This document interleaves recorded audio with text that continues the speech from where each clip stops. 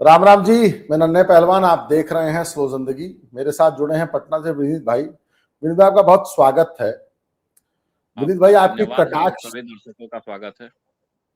आपकी कटाक्ष भरी पोस्टें पढ़ के बड़ा मजा आता है। आपने एक पोस्ट लिखी थी कि आपके एक बंगाली बंधु ने आपसे कहा कि बांग्लादेशियों के हाथों जिबह होना पसंद करूंगा, न कि बंगाल में नरेंद्र मोदी की सत्ता आते। इसको जरा डिकोड करें। ऐसा मतलब क्या बंगाल के भद्रजन को, बंगाली को ऐसी क्या दिक्कत है नरेंद्र मोदी से या भाजपा से?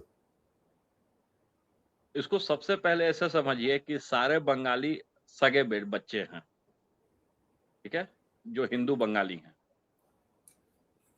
जो बंगाल में रहने वाले मुस्लिम हैं वो सौतेले भाई हैं उनके, ठीक?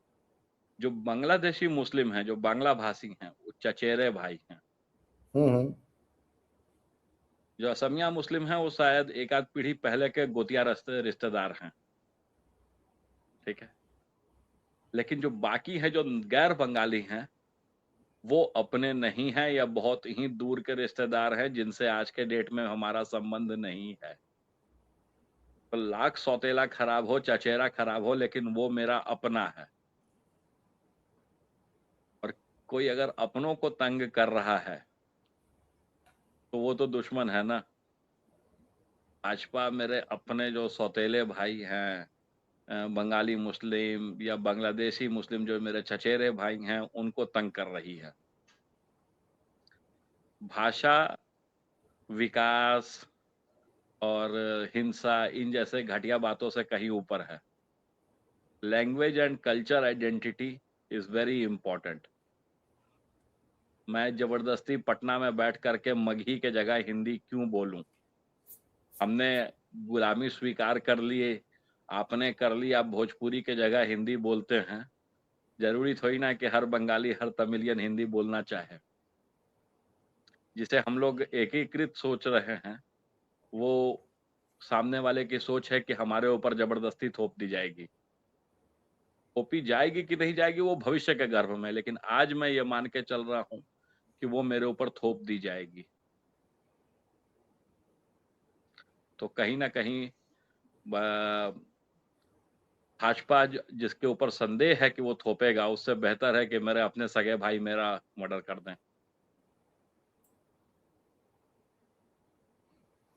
आदमी बीवी से ठीक है। पिटाई खा सकता है, लेकिन पड़ोसी से थोड़ी ना मार खाएगा। ठीक।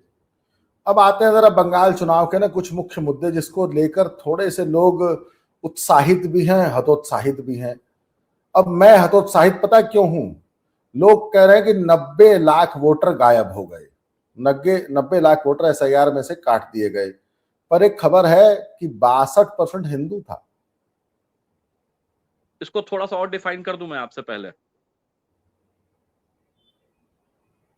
ठीक है। इसमें से 60 से 66 लाख वोटर ऐसे हैं जो पिछली चुनाव में जिनका डेथ हो चुका है या उनका नाम विलोपित किए जा चुके हैं क्योंकि वो कहीं और थे, या वो कहीं और की नागरिकता ले चुके हैं, या उनके पास 2 कार्ड्स मिले। बाकी 27-28 लाख, कहीं ऊपर 33 लाख के ऊपर एक्चुअली बवाल है कि इनके नाम काट दिए गए। इन 33 लाख में से करीब करीब 40% से, सॉरी, 60% से ज्यादा हिंदू नाम है। बाकी 66 लाख का तो कोई मैटर ही नहीं है। वो पूरी तरह से ये है, क्या कहते हैं आपको, मर चुके हैं, या वो बंगाल से के बाहर जा चुके हैं, या उनका नाम 2 जगहों पे था। जो मूलतः दिक्कत है वो बाकी के 30 लाखों में से है। 30 लाख में से 60% हिंदू हैं। तो ये कहना कि भाई ये नाम काट करके एसआईआर से जीत जाएंगे, वो नहीं होने जा रहा है। एक आम मुस्लिम आपसे ज्यादा कागज रखता है। आपके पास अभी अपने पहचान के लिए क्या क्या कागज है, और आप प्रबुद्ध वर्ग से हैं, मैं प्रबुद्ध वर्ग से हूँ। मैं आपको एक जानकारी बताता हूँ। मेरी ठीक ठाक जमीनें हैं, मतलब मैं बहुत बड़ा जमींदार तो नहीं हूँ, लेकिन हाँ, कुछ जमीनें हैं। और सरकार ने 6-6 हजार रुपए देना कब से स्टार्ट किया था? आई थिंक कि 4-5 साल से ऊपर हो गया, ज्यादा समय हो गया। जो किसानों को सम्मान योजना मिलती है, हाँ जी। मुझे आज तक 1 पैसा नहीं मिलता है। पता है क्यों? किसान सम्मान निधि उसका नाम था, मुझे मुझे आज याद तक है। 1 पैसा नहीं मिलता है। पता है क्यों? मैं इतना आलसी हूं कि मैंने बाप दादाओं की जमीन का कागज अपने नाम पे नहीं करवाया है अभी तक। अरे हो ना जाएगा यार, ठीक है। हाँ, लेखपाल, लेखपाल जिसको शायद पटवारी कहते हैं पंजाब हरियाणा में, वो कर ही देगा अपने आप थोड़े दिनों बाद। ये तो बहुत लोगों के बिहार साथ में दिक्कत है, अमीन सेम कहते हैं, दिक्कत। अमीन कहते हैं और हल्का कर्मचारी कहते हैं। कर देगा ना यार, छोड़ना। नहीं करवाया मैंने, नहीं ले रहा हूं पैसे सरकार से। वो अगर मुझे अभी जमीन बेचनी होगी ना, वो इतना बड़ा लफड़ा हो जाएगा कि क्या कहूं, क्योंकि बिना रसीद के जमीन नहीं बिक सकती है, मैंने नहीं भरा है। लेकिन अगर मुस्लिम ने चवन्नी भर भी जमीन खरीदी है ना, तो वो तुरंत तत्काल प्रभाव से उसका म्यूटेशन करवाएगा, चाहे उसको घूस 50,000 की जगह 5 लाख क्यों नहीं देना पड़े। तो मुस्लिम के पास आपसे ज्यादा कागज है। मुझे अगर अपनी नागरिकता इस वक्त अगर शो करनी पड़ गई। एक्चुअली एक्चुअली विनीत भाई, आपकी बात काट रहा हूँ, आपको बुरा ना लगे। एक्चुअली हुआ पता है क्या था, जब सौरभ भास्कर ने कहा था ना कि नहीं कौन सा कागज दिखाऊं, एक्चुअली मुसलमानों को हमने उससे जोड़ लिया था, मुझे आज भी याद है। हमको लगा था कि जैसे स्वरा भास्कर रिटेलिएट कर रही है ना, कि मेरे पास तो कागज नहीं है, मेरे पास तो कागज नहीं है, तो हमको लगा था कि हर मुसलमान ऐसे रिटेलिएट करेगा। आपकी बात से मैं 100% सहमत हूं कि मुसलमान आपसे और मुझसे ज्यादा समझदार है, और आपसे मुझसे ज्यादा काबिल उसके पास है। मैं आपको बताऊं, जब से भाजपा सरकार आई है, गैस की किल्लत खत्म हो गई थी। गैस औने पौने दामों पे बिक रही है मार्केट में, ओपन। एक मेरे ही मतलब हमारे एक परिवार में मौसी का लड़का ही लगेगा, हमारे गांव में मौसी जी ब्याही हुई हैं, वो एक मतलब मेरी तो नहीं है, मतलब एक मेरे ही चचेरे भाई की मौसी हैं, तो गांव में तो उनका लड़का गैस सिलेंडर्स का काम करता है। तो जब भी मुझे जरूरत होती है मैं उसको फोन कर लेता हूँ, मैं कहा भाई या 2 सिलेंडर चाहिए, तो बोला आके ले जाइए घर से या दुकान से। तो 930 का सिलेंडर है या 920 का है अपना विनीत भाई एजेंसी से, वो 930 मतलब 10-20 रुपए महंगा दे देता है। तो बड़ा आसान है ना कि कौन जाए एजेंसी में रजिस्ट्रेशन करे, फोन करे और मतलब ले लो। हाल ये हुआ कि अब जब किल्लत हुई थी ना गैस की, हमको अपनी गैस कॉपी नहीं मिल रही थी, तो मैंने अपने बड़े पिताजी ताया जी को फोन किया कि शायद मेरी अलमारी में लॉकर में पड़ी है। तो बोले लॉकर की चाबी? तो मैंने कहा वो मैं आपको दे के गया था। तो बोले अब वो नहीं मिल रही है। तो मैंने कहा उसकी दूसरी चाबी मेरे कमरे में खूंटी पे टंगी है, वहां से निकाल लीजिए। तो वहां से निकाले, और उसके मतलब सोच लीजिए कि ये हिंदुओं का हाल है कि हमारे पास अपनी गैस की कॉपी मौके पे नहीं होती है, क्योंकि तो हमको वो मात्र थोड़ा 20 रुपए में महंगी गैस मिल जाती है और हम ले लेते हैं। हमको कॉपी की जरूरत नहीं हमको है। ये हमारा हाल है। आपने एकदम सही कहा कि भैया इस मामले में मुसलमान बहुत चालाक है। उसकी गैस कॉपी, मैं उसका राशन कार्ड, उसका आधार कार्ड, उसका पासपोर्ट, उसका डोमिसाइल, उसका पैन कार्ड, उसकी जमीन की खसरा खतौनी, उसका सब कुछ टाइमली अपडेटेड है। इस मामले में बहुत मैं चालाक है आपसे। एक मैं एक आपको एकदम बंगाल इलेक्शन से एक अलग हटा हुआ किस्सा सुनाता हूँ। ये किस्सा बहुत जरूरी है मुसलमानों के व्यवहार को समझने के लिए। एक मेरे मित्र हैं, पढ़े लिखे हैं, काफी काफी दोस्ती यारी है। उनका परिवार राजनीतिक रूप से काफी सक्षम है और अपने जिले में वो लोग एक हैसियत रखते हैं।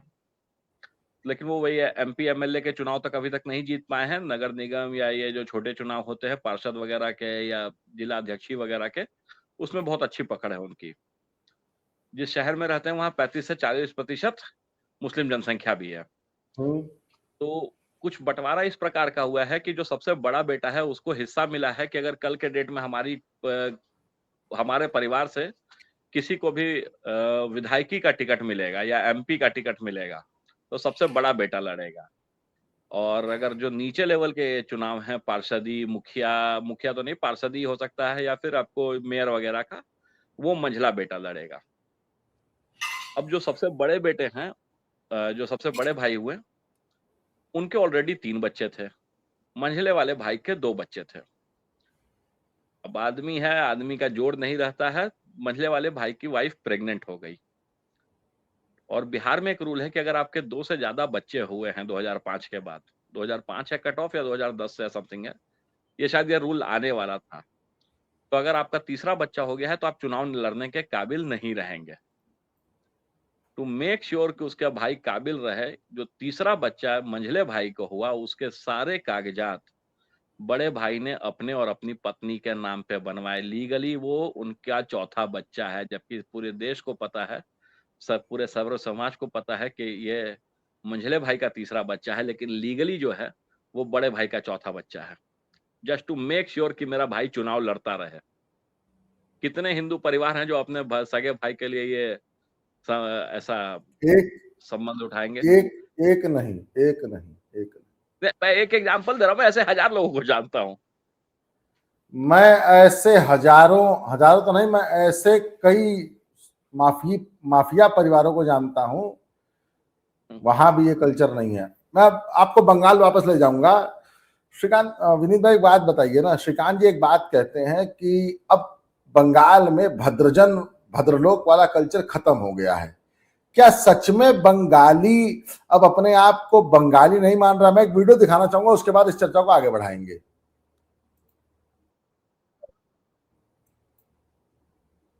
भैया ये है बंगाल। रेलवे स्टेशन के प्लेटफॉर्म पे पूरी सब्जी मंडी।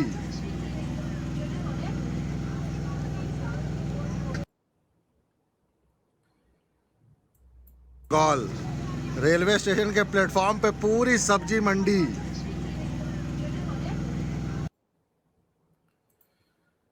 हुआ क्या कि हम लोग जा रहे थे एक लोकल पकड़ के, तो हमने देखा कि कई स्टेशनों पे ऐसी सब्जी मंडी लगी हुई थी। तो हमको पहले समझ आया, फिर हमने रिकॉर्ड कर लिया, फिर देखा, बाकी बातें हुई। विनीत भाई, हम बंगाल के 12-14 गांव घूमे, अलग अलग परगना में घूमे, साउथ 24 घूमे, हावड़ा, हुगली, मालदा, आसनसोल, दुर्गापुर, सब घूमे। हमें गांव में बात समझ आई कि गरीब से गरीब किसान की जमीन भी 1 करोड़ रुपए एकड़ है। कॉमर्शियल नहीं, खेती की जमीन। 2 फसल ले रहा है धान की, कम से कम। बिल्कुल। कुछ एरियाज में 3 फसल भी ले रहे हैं। घर में ही 2-4-5 बिस्वे का, मतलब 4-5 हजार स्क्वायर फुट का एक तालाब है, जिसमें मछली पाल रखी है। और अपने ही खेत में आलू और बाकी सीजनल सब्जियां बो रखी हैं। मुझे एक बात समझाइए कि उसको क्या जरूरत है चेंज की? वो तो मस्त मौला है। और लुंगी बंडी, वो हो सकता है कि पंजाब वालों के लिए वो उसको हिकारत की निगाह से देखते हो, लेकिन आपके और मेरे कल्चर में तो लुंगी बंडी तो एकदम तो कल्चर का हिस्सा है। लुंगी पहन लिया, ऊपर बंडी पहन लिया, गमछा डाल लिया कहीं। मतलब मैंने उस जमाने में, मेरे पिताजी बात बताते थे, बाबा जी, कि भैया लोग तेरही बरही और मतलब इस टाइप के प्रोग्राम लुंगी बंडी और गमछा में निपटाते थे। क्या बस तेरे खा क्या आवत है, तेरहिया में जात है। सर, कल का न्यूज़पेपर पढ़ेंगे तो दुनिया के 20 जो सबसे गर्म जगह हैं, उसमें से आधे से ज्यादा बिहार में है और आधे जो हैं वो आपको बंगाल में है। इन सारे मौसम में लुंगी सबसे बढ़िया कपड़ा है। ठीक है, मैं अभी खुद आया हूँ कहीं बाहर से, काफी देर से बाहर था मैं, तो बाहर आने के बाद से लुंगी में नहीं चेंज कर पाया हूँ। हालांकि थोड़ा स्टैंडर्ड लुंगी पहनने लग गया हूँ मैं, जो ट्रेडिशनल मुस्लिम मियाँ भाई वाली होती थी चेक की जगह पर, जो साउथ इंडियन लाल या पीली या काली लुंगी आती है, वो पहनने लग गया हूँ। लेकिन मैं खुद या लुंगी पहने हुए सफेद रहता हूँ। सफेद सफेद। लुंगी बेहद शानदार कपड़ा है और उनके पास अपना खाने के लिए है। और उस परिवार में से एक कोई लड़का लड़की आपको पता चलेगा कि वो बेंगलोर या दिल्ली में किसी कंपनी का हेड बना बैठा हुआ है। ठीक है, वो किसी सीनियर पोजीशन पे है, 1.5 लाख रुपए महीना कमा रहा है, 3 लाख रुपए महीना कमा रहा है। तो उसको क्या चाहिए चेंज? और ये जो खबर आती है ना कि फलाने गांव में, यहाँ संदेशा खाली में, तो बिहार में भी 22 है, पूर्णिया में वहां यही होता है, हरियाणा में भी मेवात है। गुड़गांव के क्लबों में दारू पीने वालों में से कितनों सर को फर्क पड़ जाता है गुड़गांव के सर मेवात सर से। सर सर विनीत भाई, मेरे जिले में करंडा ब्लॉक है। अब एक खबर आ रही कि एक विश्वकर्मा की लड़की के साथ ये हुआ है। सपा के डेलीगेट्स वहां पहुंचे और पूरा गांव चहेट लिया और मार पत्थर मार ईटा, उन लोग का कपार फोड़ दिया, गाड़ी फोड़ दिया और मुख्तार अंसारी के भतीजे, बेटे और अफजाल अंसारी उनके बड़े भाई, और पुलिस मैदान छोड़ के भाग चली। ये आज मेरे जिले की खबर है। करंडा ब्लॉक में एक गांव है। तो खबर क्या थी कि एक विश्वकर्मा की लड़की के साथ सामूहिक दुष्कर्म या पता नहीं दुष्कर्म करके एक ब्राह्मण के लड़के ने उसको काट के फेंक दिया, गंगा नदी में तैरती उसकी लाश मिली है।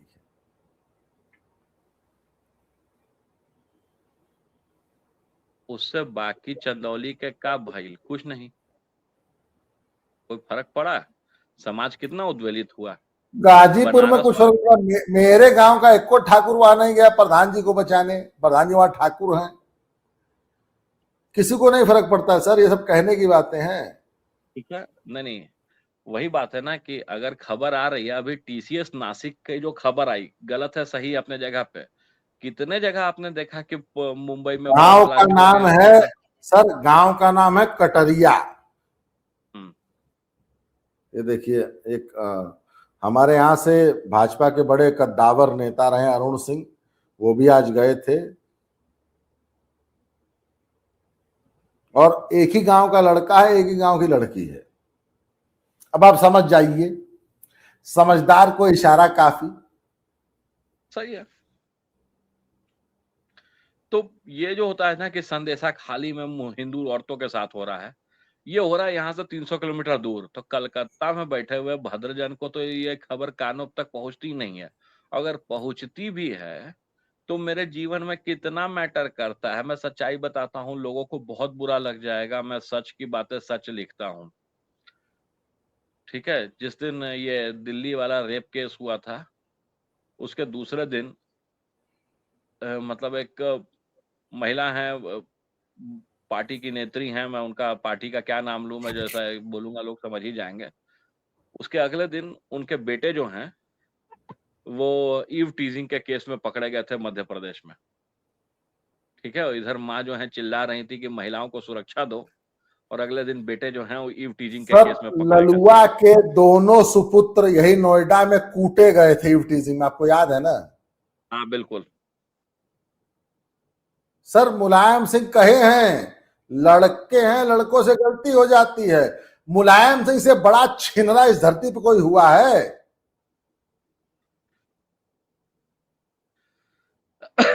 क्या ही कहा जाए, बताइए। एक मिनट सर, नीतीश कुमार से बड़ा छिनरा इस धरती पे कोई हुआ है? अर्चना, उपासना एक्सप्रेस किसकी बहनें थी कौन नहीं जानता है? एक मिनट सर, बिहार में अर्चना और उपासना किसकी बहनें थी कौन नहीं जानता है? हम लोग तो सब श्रद्धेय अटल जी, श्रद्धेय नेहरू जी के चरणों पे चले हैं। मैं कुंवारा जरूर हूं मगर ब्रह्मचारी नहीं। ठीक है, तो इस देश में किसी को कोई फर्क नहीं पड़ता है। अरे सर एक बात बताइए, मैं आज भी कह रहा हूं कि पहलवानी में एक बात कही जाती है कि जब तक विवाह शादी ना हो पहलवानी करो, तब तक ब्रह्मचारी रहो। तो ब्रह्मचारी का होता है कि मतलब अपने लिंग को इतना टाइट बांध दो कि उससे कुछ गलत कृत्य न हो पाए। सर हमारे यहां तो अटल जी ने कहा है ना, तो सर वो सब छोड़िए, हमारे यहां तो अब बस वही बात है ना कि सर हमारे यहां तो अर्चना उपासना एक्सप्रेस है, किसके नाम पे है, किसकी बहन थी, सारी दुनिया जानती है सर। तो सर छिनर पाना को अगर मतलब अगर ग्रेड देना हो ना तो सर भजपैये कम नहीं है। लेकिन ये सब मैं नहीं कहूंगा, क्योंकि भाजपा ने कुछ काम ऐसे किए हैं जो हिंदुत्व में बहुत ज्यादा इज्जत रखते हैं भाजपा के लोग। लेकिन इस सब के बाद भी ममता दीदी को हराने के लिए संदेश खाली आरजी कार SIR मुद्दा नहीं है। मुद्दा है क्या भद्र लोग ममता दीदी के पिछवाड़े लात मार रहा है। अगर ममता दीदी के पिछवाड़े पे भद्र लोग लात मार रहा है, बंगाली हिंदू लात मार रहा है, तब तो मुद्दा हो सकता है, बाकी एसआईआर में किसका कितना वोट कटा ये कन्फर्म नहीं है। और मैं आज फिर कहूंगा कि अगर ममता दीदी हारती है तो मुझसे ज्यादा खुश इस धरती पे कोई नहीं होगा कि उस शूर्पणखा से बंगाल की जनता का छुटकारा हुआ। आप लोग अगर वीडियो देख रहे हैं तो वीडियो को लाइक कीजिए, वीडियो को शेयर कीजिए, चैनल को सब्सक्राइब कीजिए। विनीत भाई का बहुत धन्यवाद, उन्होंने कुछ बंगाल से हमको जो जो जो स्पष्ट बातें बताई विनीत भाई आपने, उसके लिए आपका बहुत धन्यवाद। लेकिन मुझे नहीं लग रहा है कि बंगाल का भद्रजन अभी भी ममता को छोड़ के कहीं जा रहा है। विनीत भाई आपका आखिरी रिमार्क, फिर वीडियो खत्म करेंगे। मैं सिंपल सी एक ही बात बोलूंगा कि बंगाली भद्रजन को कोई तकलीफ नहीं है और उनकी जनसंख्या हिंदू आबादी की 60% है। ठीक है, तो ऑलरेडी 35% मुसलमान उधर हैं, 65 का 60% अगर निकालते हैं तो 40-42 के आसपास आता है। तो 40-42 और 35 यहीं पर ममता बनर्जी गेम जीत जाती हैं। उसके आगे आप लाख ढोल पीटते रहिए। अब 27% लोग आपके साथ हैं तो 27% अपने आप में 10 करोड़ का 27% 2 करोड़ 70 लाख होता है। उसमें से अगर 5% लोग भी आपके लिए ढोल बजा रहे हैं तो देखने में एक बहुत बड़ी भीड़ लगती है, लेकिन रियलिटी में भीड़ वोट्स में तब्दील नहीं होती है। भीड़ तो हमने प्रशांत किशोर के लिए भी देखी है, भीड़ हमने निरहुआ के लिए भी देखी है, भीड़ तो खेसारी लाल के लवंडा डांस के लिए भी देखी है, और भीड़ अभी हम विजय के लिए भी देख रहे हैं तमिलनाडु में। तो क्या विजय जीत रहे हैं? नहीं ना। तो भीड़ वोट नहीं है, आंकड़ों का गणित है ना, बेसिक आंकड़े हैं। ठीक है विनीत भाई, मैं बहुत चौराहे धन्यवाद पे आपका 4 समय लोगों दिया। को पीटने लगूंगा। नमस्कार आप सभी, धन्यवाद।